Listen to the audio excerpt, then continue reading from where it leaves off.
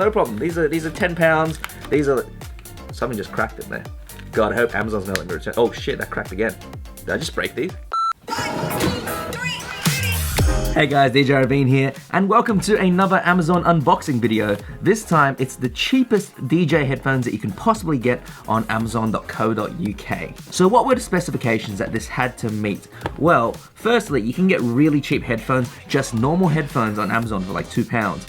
But these specifically had to mention that they were DJ headphones. They also had to have things like swivel ear cups and also a 1/4-inch jack so that you can plug into most DJ mixers. Anyways, let's open this bad boy up and find out if the cheapest DJ headphones at Amazon UK are gonna be worthy enough of being in your DJ bag. Alright, let's open this bad boy up. Make sure you like, comment, and subscribe, and check out my Instagram. But let's take a look what's in the box.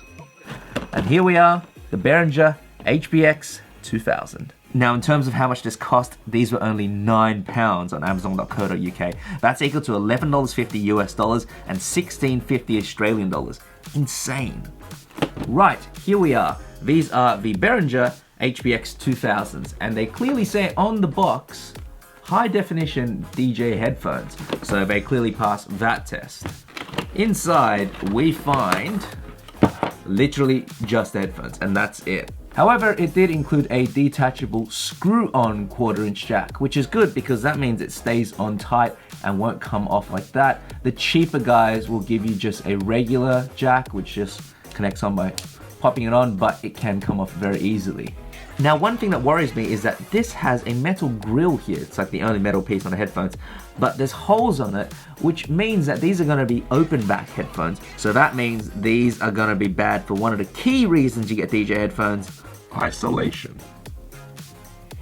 Next up, it's a straight cable, not a coiled cable, which is fine. I personally prefer a straight cable anyway. It's because a coiled cable, when you're jumping around, it kind of flops about, and it's really annoying because it's pulling against your earphones the whole time. They also don't have a detachable cable, which is fair enough because these are £9. They're very, very cheap. If this breaks, you can probably just go and buy a new one. They've also got swivel ear cups. However, one really, really annoying thing I've just realized once I bought these is that the swivel goes backwards. So if I have them on here, right? Normally you'd expect it to swivel outwards so that you can monitor like that, but these for some stupid reason swivel inwards. Now, I don't know, I don't normally monitor with my collarbones. I feel like I'm gonna snap them too. These are really, really cheap joints, and I can definitely tell this is probably gonna be the first place it's gonna break. Now, unfairly, I'm gonna be comparing these to the Pioneer DJ HDJ X10s, arguably some of the best DJ headphones on the market right now. And to show you what real DJ headphones are gonna be like, most of them do have a detachable cable like this. This uses a mini XLR jack. They also collapse. This also collapses too. So it means you can put into your DJ bag really easily. This, however, is fully metal everywhere because DJs tend to not look after their headphones very well. They chuck them, drop them, all that good stuff, and they'll break very easily if they're made out of cheap materials. That's why this whole thing is metal. And another thing is, they see this, as I just showed you about the swiveling thing, on proper DJ headphones, this is what it should be like. They swivel outwards. See these ones? They don't go that way, they go this way. It just doesn't make any sense to me. It's not that bad on the head, it feels pretty good. However, they use the cheapest foam and like fake leather material that I've ever seen. It's really annoying because it's super crinkly when it's on your head. When you move your head just a little bit, all you hear is crinkling. So I know some of you headphone nerds are gonna go and tell me, you have to break in your headphones. Well, I have done that. I've been using these for the last 4 days just so the drivers start sounding like they should. You just gotta use them, you know, play some white noise, play some music, and also it gives me a better input on how they actually sound and how it's like to actually use these as normal headphones. And with the power of editing, those 4 days have gone just like that. Anyways, on to the testing. Now, I don't have any professional headphone testing gear, but I do have a lav mic and an iPhone app which shows me the frequency response. So what I'm gonna do is I'm gonna stick this lav mic in here, squash headphones together, play a song, and then I'm gonna go and check out where the peaks are on this spectrum analyzer, and that will hopefully tell us if the headphones are gonna be bass heavy, if they're gonna be heavy on the highs, or if they're gonna be completely flat. So let's go and try that out. What you waiting for?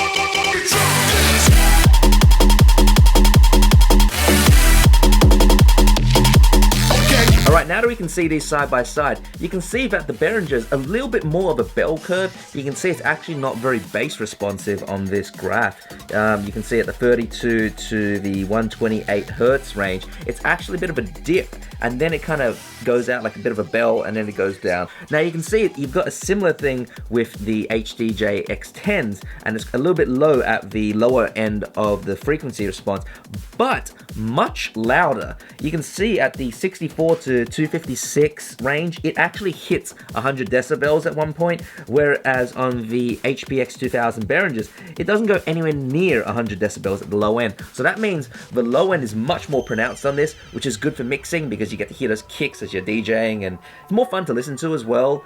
So when it comes to the highs on the X10s, you can see it's fairly well maintained until it hits the very, very extremes at about 20 kilohertz.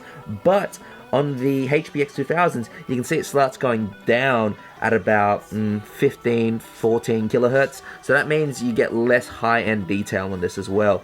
My problem with the Behringers having a rolled off low end and a high end is that those are the two parts you need when you're beat matching. Generally you're beat matching your kicks, and you're beat matching stuff like hi-hats. So those are going to be the tells that tell you if the song is in sync at all, unless you're just using the sync button.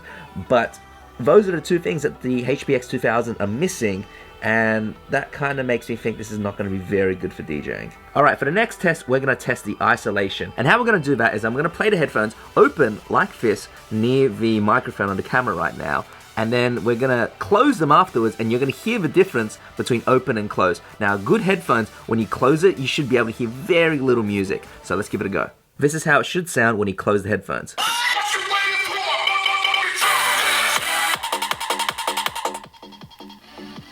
Big difference.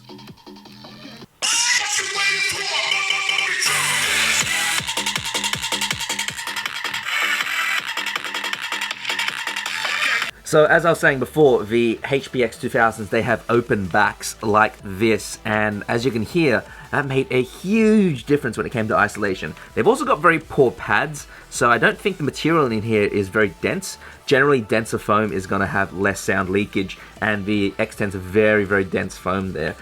These kind of, they look the part though. They definitely do look like DJ headphones, but they just have some really weird design choices that make me think, did they just call them DJ headphones for the sake of calling them DJ headphones so they could sell more of them? I don't know, man. I wouldn't put it past Behringer. The biggest thing for me is that Behringer has always made very, very low durability products. Like, their stuff just doesn't last long. Like, I used to remember they used to make heaps of DJ mixes back in the day, and the crossfaders, after like a real good scratch session, chances are it might start bleeding. So I don't expect any different from these headphones. They're very, very plasticky in terms of build, so I don't expect them to last very long. As I said earlier, these hinges are quite weak, and I can see one day, you're DJing, especially because they have these stupid reverse hinges. One day you're going to be DJing, you're going to be turning your headphones like that, and it's just going to snap for no reason, because it's Behringer. But I can guarantee you where this is going to snap, and I can see it already. It's going to be the hinge and right there. Now, a lot of DJ headphones these days, they actually just reinforce it or just make the whole thing metal in general. They put metal there because the hinges here are very, very easy to snap, because that's the weak point when you're doing that and putting them on and off your head. So that's going to be a negative on these headphones. But you know what? £10, man. Come on. You can't expect too much for £10 headphones, really. So in conclusion, let's go and round everything up, all right? Yes, these are DJ headphones. Yes, they do the DJ headphone things. They don't do it very well, because I still can't get over this stupid backwards hinge. Next up, the materials are very cheap, but you can't get luxury materials for £10. But sound-wise, honestly, better than expected. I thought these were going to sound absolutely trash. For the fact that you can get these for a tenner and still realistically DJ with these, that is amazing. But in terms of whether this is worthy of being in your DJ bag, no.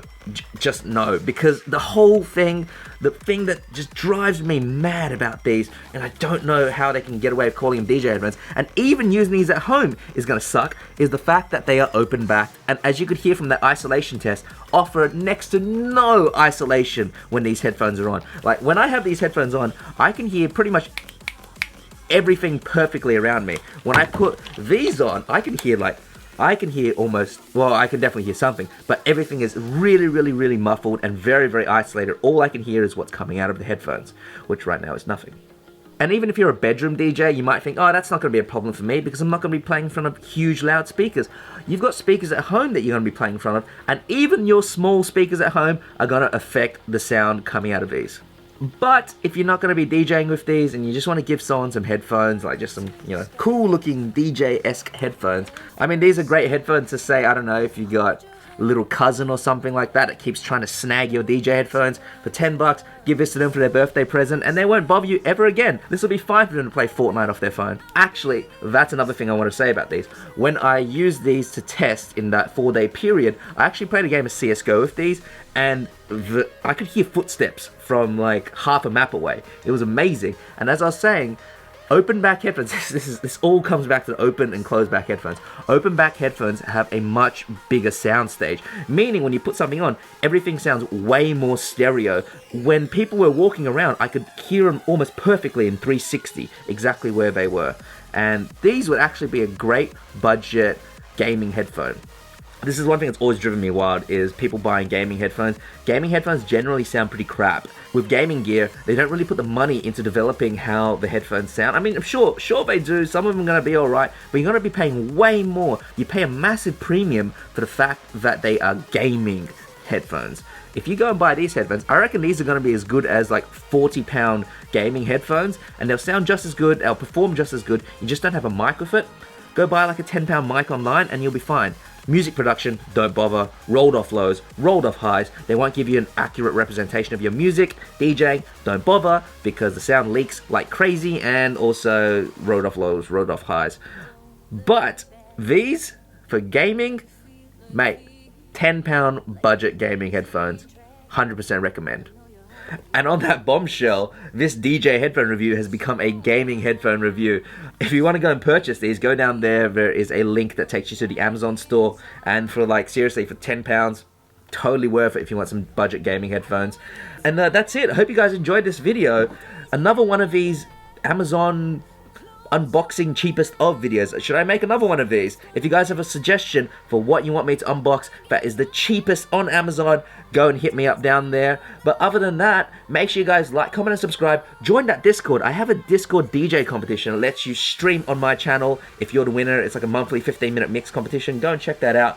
But aside from that, if you want actual DJ headphone recommendations, I've got a couple of other older videos about that. But I've also made a list down there in the description of the DJ headphones that I recommend and where you can buy them from. So go and check that out. And yeah, I'll see you guys next time. Thank you guys again for watching, and DJ Ravine out.